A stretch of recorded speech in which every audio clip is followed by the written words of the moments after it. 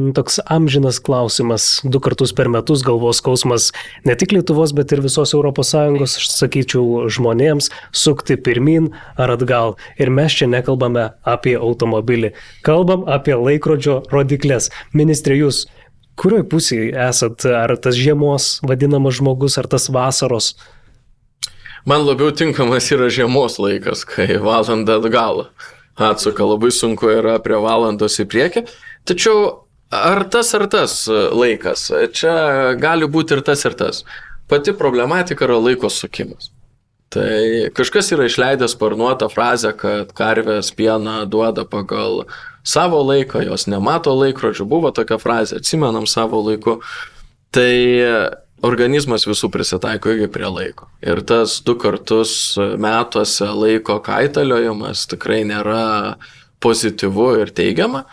Gaila, kad Europos lyderiai iki šiol neranda sutarimo paprasčiausių klausimų. Tai yra laikrodžio sukimu į priekį ar atgal, ar jo fiksavimu laiko tam tikroj valandoj ir daugiau nebesukinėjimo atėjus žiemos ar vasaros periodai. Na, galbūt, kai tiek vyksta geopolitinių iššūkių pasaulyje, pavyks vieną dieną ir Europos lyderiam visgi sutarti dėl to laiko. Yra žinių, kad Europos komisija vėl pradėjo, nusinulino ir pradėjo iš naujo, pradėjo rinkti informaciją, atliks analizę, poveikio analizę ir, kiek žinau, tai šalės narės yra ar gavo, ar dar gaus klausimynus, vėl turės atsakyti, kokį laiką rinktųsi, pritarė, nepritarė. Na, tikėkime, kad šį kartą tas vežimas pajudės iš tikrųjų ir mes kažkokio sprendimo anksčiau ar vėliau sulauksim. Na, aš šioje vietoje nebūčiau toks optimistas ir manyčiau, kad to sprendimo nebus. Vėl pasitampys metus 2 ir liksim prie to, kas buvo.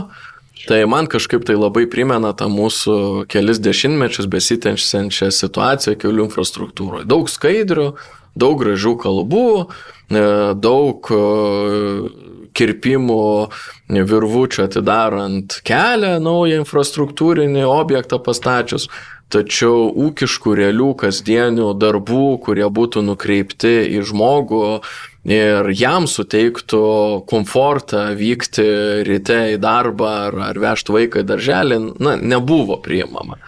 Tai aš palinkėčiau ir Europos komisijai daugiau realių ūkiškų darbų, o ne vėl užsiimti biurokratiją ir popierizmu. Na ir paminėsit mano žodį, viskas taip ir liks.